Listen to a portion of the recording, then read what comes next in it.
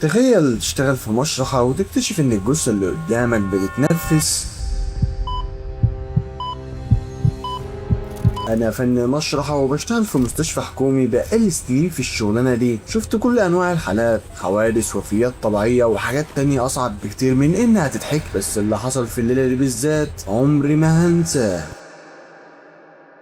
قبل ما احكي لكم الكارثه اللي حصلت معايا الليله دي، حابب اشكر 12000 اخ واخت بقوا موجودين معايا على الصفحه. انتم العيله والسند في الرحله دي. نرجع لحكايتنا. الساعه كانت داخله على 1 بعد نص الليل. المستشفى كانت هاديه بشكل مش مريح. الهدوء كان تقيل وخانق لدرجه ان صوت انفاسي انا شخصيا مسموع في الممر. في الوقت ده وصلت جثه لشاب ضحيه حادث على الطريق. الموضوع في الاول كان عادي وروتين، بس الغريب ان ملامحه كانت هاديه جدا، كان نايم في سريره.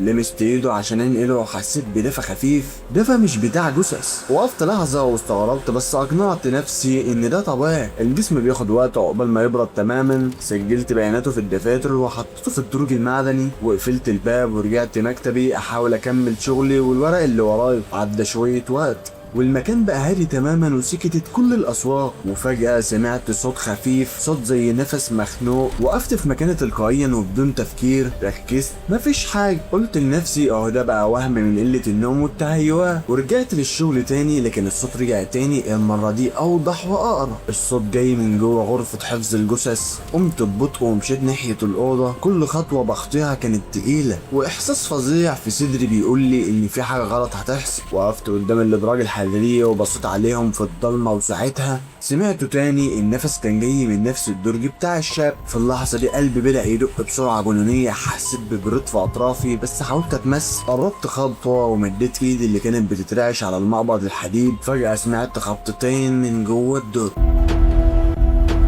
رجعت لورا بسرعة وصدري بيعلى ويوطى بعنف. مفيش أي تفسير منطقي للي بيحصل. جريت على التليفون عشان أكلم الأمن، لكن قبل ما حد يرد سمعت صوت احتكاك معدن. بصيت ورايا والصدمة شلت حركتي. لقيت الدرج بيتحرك لوحده وبيتفتح لبره سنتيمترات قليلة، بس كانت كفاية. ساعتها فهمت إن ما عنديش أي اختيار، لازم أفتح الدرج ده. رجعت للدرج وإيدي بتترعش بشكل هستيري. مسكت المقبض وسحبته ببطء. أول ما ظهر وشه والدم هرب من عروقي، شفايفه الزرقاء كانت بتتحرك بصعوبة وطلع منه صوت مكسور ومرحوح. أنا سامعك من بدري. في اللحظة دي أدركت الحقيقة المرعبة. هو ما كانش ميت، كان واعي طول الوقت، سمع كل حركة وسمع صوت قفل الدرج واحنا حابسينه في تلج وضلمة تنهي حياة أي حد.